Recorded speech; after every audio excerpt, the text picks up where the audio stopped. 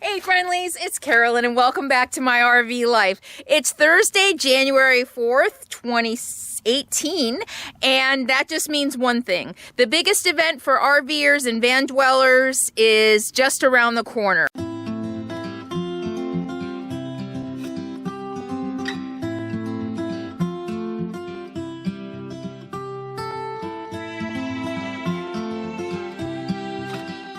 Yeah, so next Thursday, the Cheap RV Living Rubber Tramp Rendezvous, or RTR, and many of you have heard me talk about it, is about to begin.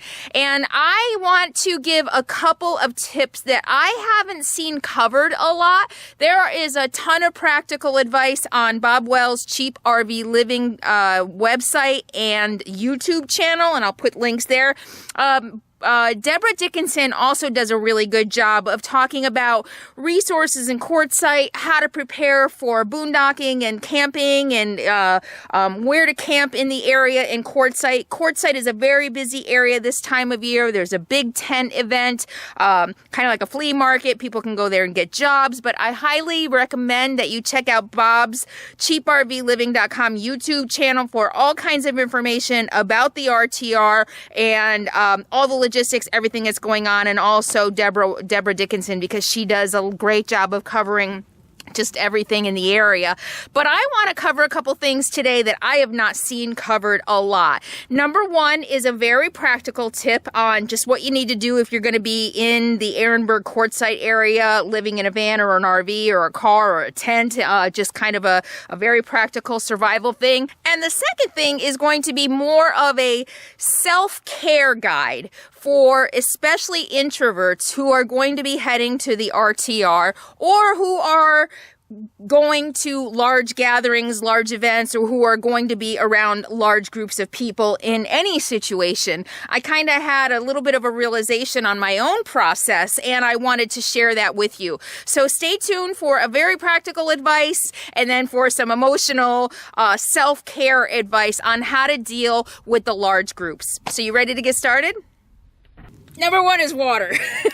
I had forgotten how salty the water is down here. Oh my gosh. I don't know how I forgot, but I personally cannot drink the tap water down here. The water that you get from the city water sources here that you pump directly into your RV or van or your jugs or whatever, but that you get out of a hose, out of the water, the city water sources or municipal or wherever you're getting it, it is very saline. It is very, very salty here. So even filtered through my onboard filtering system and again through my Brita filter, I can't drink it. So buying or drinking water, and I buy just spring water, and this is like 99 cents. This is a pretty expensive way to go. Also around Arizona in some of the bigger cities, you'll actually see water stations where you can go and fill up and pay, I don't know, maybe 25 cents or something a gallon and fill up on drinking water that's not so salty. So that's one way to go. Another way to go outside of grocery stores, and you can fill up for 25, I think it's like 25, 35 cents a gallon, which also is a much cheaper way to go. And that just reminded me, I think that's what I might do. I was actually just going to go into town and buy more of these, but I think I'll just find a water station and fill these up instead. Much cheaper way to go. So that's tip number one. Bring some drinking water. It's very salty and blah, blah. And I guess as long as I'm going to talk about getting drinking water, I should talk about being in the desert. You know, it's very dry, very arid here. I took a shower this morning. My hair was dry in like 15 minutes, and I have pretty thick hair. It is very, very dry here. So not only do you need to get good drinking water, make sure you drink plenty of fluids throughout the day. It's actually been really hard for me. I used to drink a ton of water, but being in the East as long as I was all summer, I actually didn't need as much, and so I'm having to remind myself to drink more water. So you are going to get pretty dry and pretty parched down here. Even if it's not that hot, it is really dry, so make sure you drink enough water while you're down here camping or at the RTR. Whatever you're doing, make sure you get enough water, okay? Now that I have my water and I'm all hydrated and ready to go, let's talk about the second part of this video, and that's self-care at a large gathering and how to prepare for it, especially if you're an introvert. So I get a ton of emails and I hear comments all the time from people, especially nomads and introverts and solo nomads, who say, I'm not going to the RTR, it's way too crowded, I can't handle the crowds. So I thought I would share my thoughts and my experience on preparing for the RTR and what is helping me, sort of. Met up with my friend Bob again recently. We hadn't seen each other since August, and he said something to me that kind of shocked me. He said, you're a bigger introvert than I am. And I'm like, no, I mean, you're like the ultimate hermit van guy. And he's just like, no, I often camp with people. You haven't been with anybody since I left your camp in Tennessee in August, and you're thriving. You're not depressed, you're thriving. And so that is definitely the sign of an introvert and someone who doesn't mind being alone. And as many of you know, because I have shared this with you about my nervousness, I guess, about going to the RTR and having hundreds of people who want to meet me. I have shared that with you, and I've had a little bit of anxiety and some trepidation, and I kind of intuitively followed a process that I learned that my therapist helped me through after the John Muir Trail, and I kind of didn't even realize it until the other day. So I want to share 3 different self-care tips for introverts at the RTR or at a large gathering that I have learned in my process. First thing I'm going to talk about is reentry. For anybody who mostly lives alone and you're thinking about going back into the wild world of humanity, I'm going to talk about some tips for that. Number 2, I'm going to give you some tips for how to take care of yourself in a group setting, whether it's just in a camp with 10 other people or at an RTR with hundreds of other people. And number 3, I'm going to share my signs that I have been overextended and that it's time for me to kind of go back and regroup and decompress and fill myself with the energy that I get from being alone again. So those are the 3 things I'm going to cover. First, let's talk about reentry. I learned about this when I was preparing to hike for the John Muir Trail.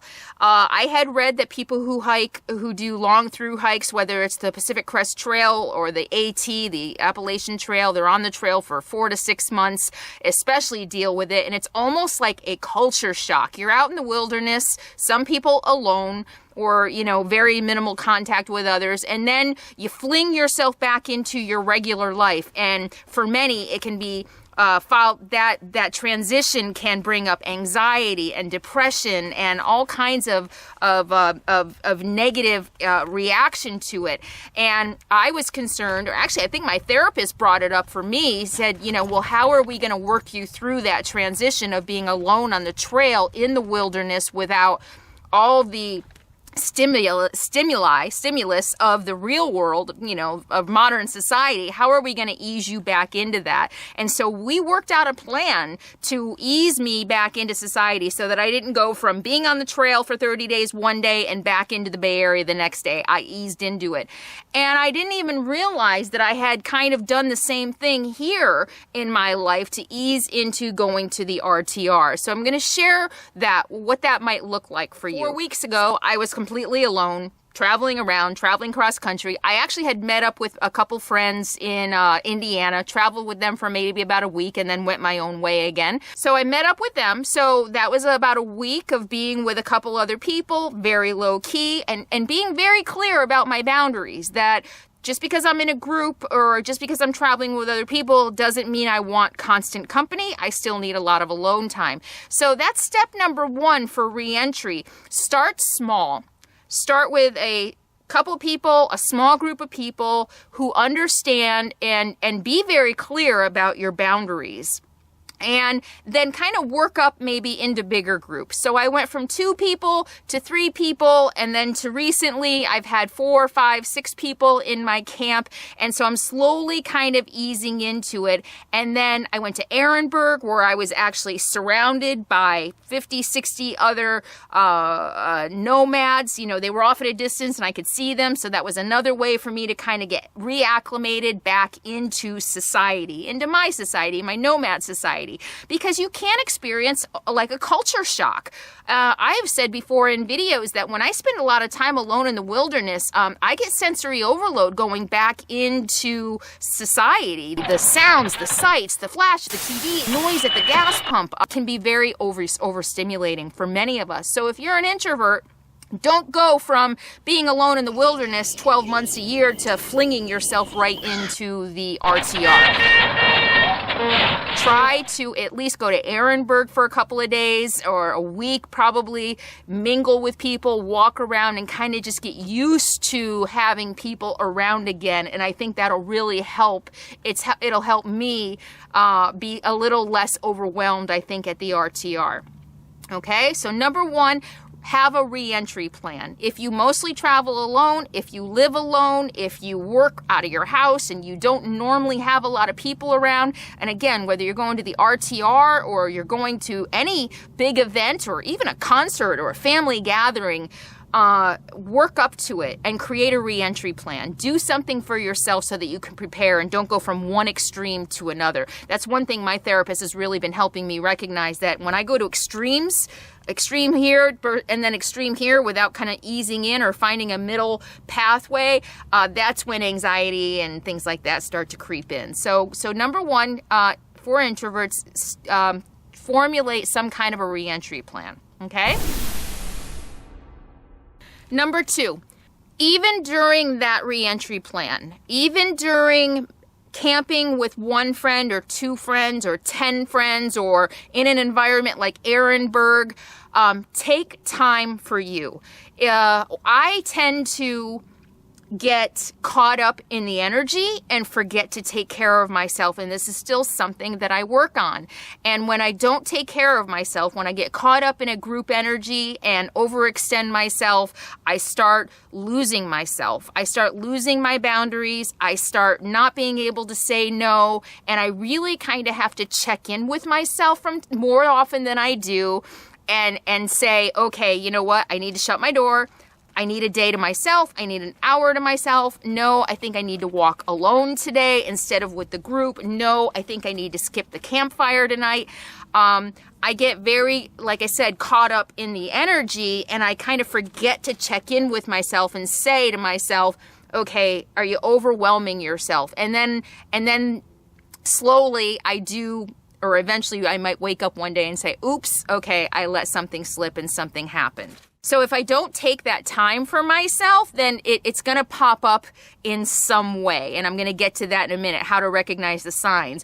But don't be afraid. As you're easing in your reentry plan, or even if you're already at the RTR, or you're already in Ehrenberg, or you're already camped with a few friends, make sure you take that alone time for yourself. And I'm speaking to introverts. Introverts we're the ones who draw our energy from solitude. Extroverts draw their energy from being around groups of people. And you see other YouTubers, and people constantly want to compare me to the other YouTubers who travel in groups. I can't do that. Oh my gosh, I can't do that. I wish I could. I'm going to be honest. I'm a little jealous.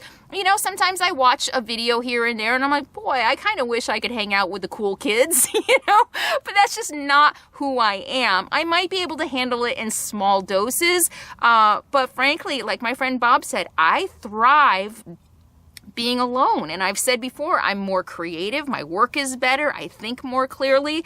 And that's just how I'm made. And I can't, for too many years, I forced myself to be a cool kid. I forced myself to be a social butterfly. And it doesn't have good consequences for me.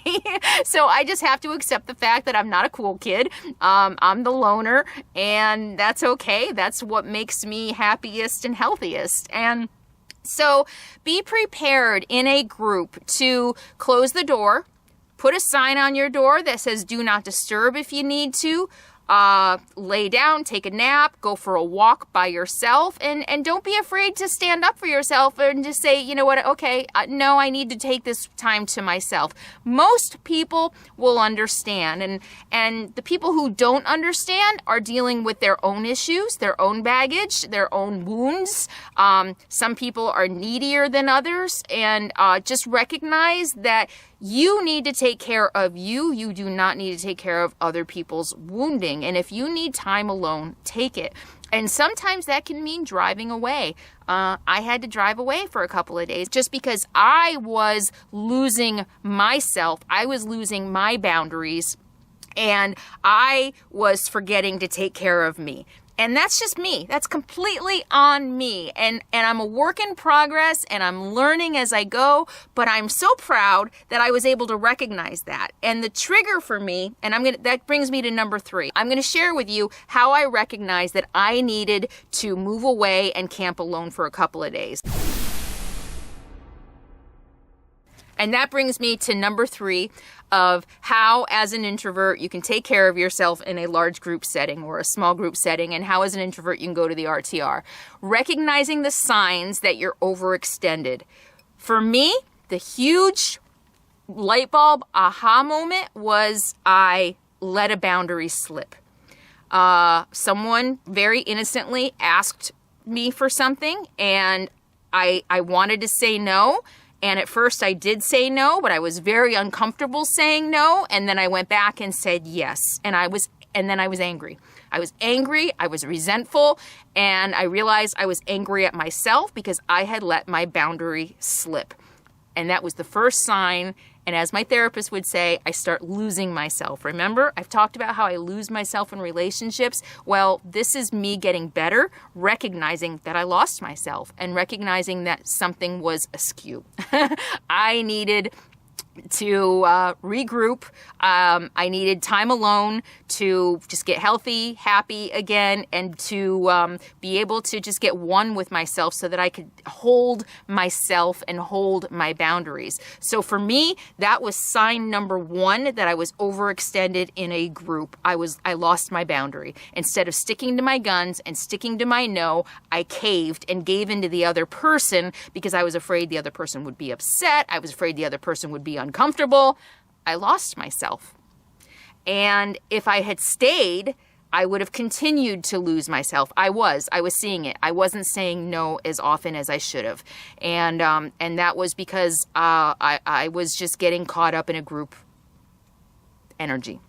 So number 1, so for me, the number 1 sign that I was overextended is I lost my boundary. Number 2, I think the second sign that you're overextended and maybe losing yourself in the group is that you're not standing your ground, that you're wavering either in your beliefs or your needs or your ideas or whatever that may be. When I'm alone, I'm very strong in what I need. I'm in touch with myself. I know what I need to take care of myself. But in a group setting, that can be really hard. You want to have fun. You want to be part of the group. You want to be the cool kid, and honestly, not even that. I mean, I just really, really was enjoying the company of the group, and I kind of I guess that's what it is. Also, as an empath, maybe I get caught up in other people's energy, and just have to remind myself that I need time to myself to kind of just, I imagine the whole maybe I should meditate, right? And get right with myself again. So that's the second thing. Number 3, this is a good one. The third sign that you might be overextended is in a group is your behavior changing. Are you overeating? Are you over drinking? Are you over medicating? Are you smoking a lot of weed? Are you sleeping too much, watching too much TV? These are all signs for me. Have check. Have done all of the above. These are all signs for me that something is wrong, that something isn't right within me. When I start overeating, when I start, I don't drink or do drugs or even smoke weed anymore, but if I'm watching too much TV or participating in any behavior that is kind of an escapism. So that's just another thing thing to pay attention to. If you all of a sudden find yourself sitting down and binging on a whole bag of cookies and you don't normally do that, just to kind of zone out, that might be a sign that you're overextended and you need more time for yourself, in my opinion. Number 4, I think the 4th sign that you might be overextended and you need to go take some more time for yourself is exhaustion or anxiety. I think either one. I think for different people it might play out in different ways. Maybe you're tired all the time and you're feeling like you've been go and you're completely exhausted, or maybe even feeling like a low-level depression. That could be a sign that you need to just walk away and take some time for you. Rebalance, go for a hike, stay inside, do whatever you need to do to take care of yourself. Remember, this is about self-care. Go for a hike, go into town, take a shower, whatever it is you need to do. And anxiety. I think anxiety, at least for me, might play out in what I said in number 3. Are you overeating? Are you over drugging? Are you over drinking? Are you whatever some of those other things might be? I think anxiety, at least for me, I think used to play out in those ways. And, so if you're feeling overly anxious or depressed or overly tired, that might also be a good sign that you have overextended yourself within a group dynamic and it's time for you to withdraw a little bit. Just recoup. That doesn't mean you have to leave. It just means you might have to leave for a day. You might have to leave for an hour. Whatever it takes for you to get back to healing. Because for introverts, being alone is healing. That's what heals us. That's what recharges us so that we can go back out and give our all to the world. And it's that can be really challenging for us introverts. And extroverts run on the energy of the group. We are depleted by it. Very much so. And for me, and I think probably for many of you, and that's why I'm sharing this, sometimes it's hard to recognize the signs of getting too depleted. And in the end, for me, when I'm too depleted, guess who suffers? Or the people around me, because if I start losing myself and I start sliding on my boundaries, it's eventually going to come out in probably a not so healthy, not so communicative way. And just checking in with myself. And I'm not perfect. I'm a work in process, and I'm a work in progress. I make mistakes. Sometimes I get overextended and may not always handle my boundaries the best way possible. But I'm learning and I'm working on it and I'm recognizing that. So, all right. So I think I've covered everything for self-care for an introvert at the Cheap RV Living RTR in Quartzsite or any big gathering or group setting that you're going to have to face. I hope that this does help some of you who kind of are longing to go but are a little fearful about the crowds. Small doses. Even if you just want to go in for an hour and walk through camp and then go to your own private camp, I hope that the big crowds and the anxiety around that won't prevent you from going and maybe meeting some new people, learning some new things.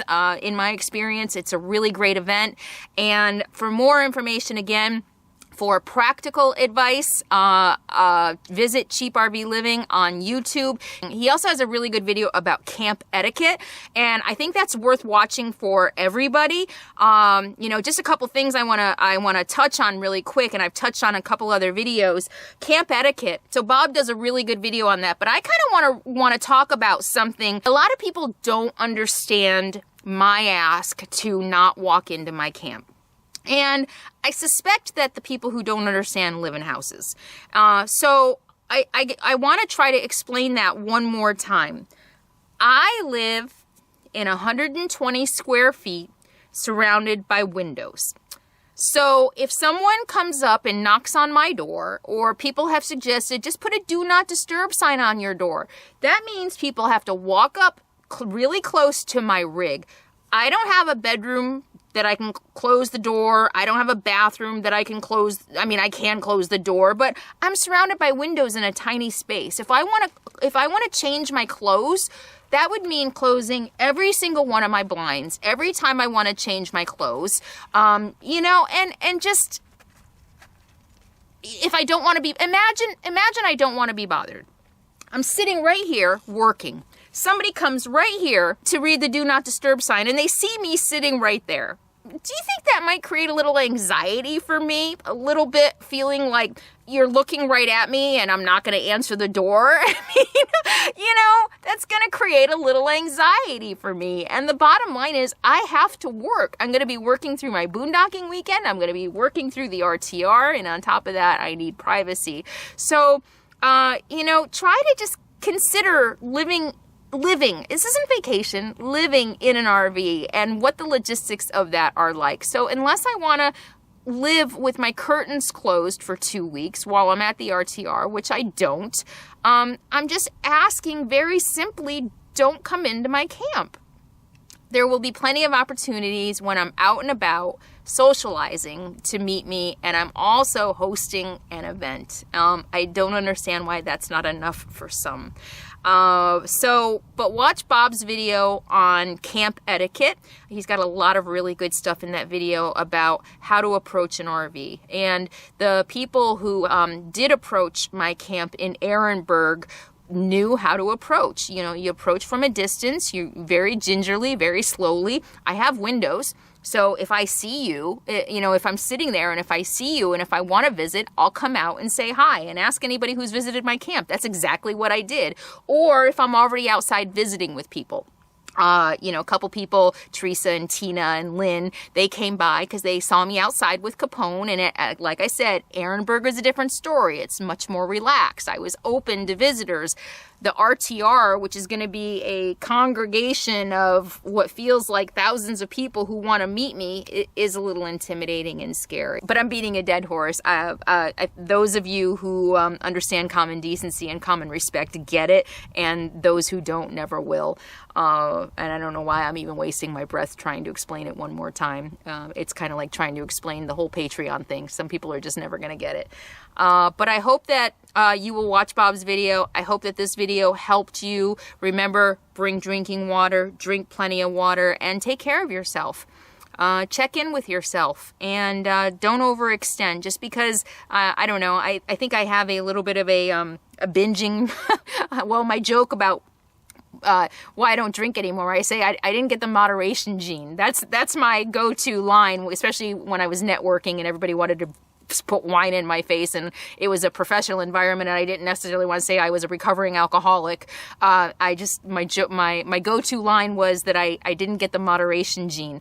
And that even goes with being in groups. I have to, I go all in. With everything I do, I freaking go all in, you know? And I'm trying to temper that a little bit. And, you know, learning that in groups, I can't go all in or I will quickly crash and burn. So I hope that my tips and my experience helps you to not crash and burn and to enjoy being at the RTR or any event or gathering that you want to go to.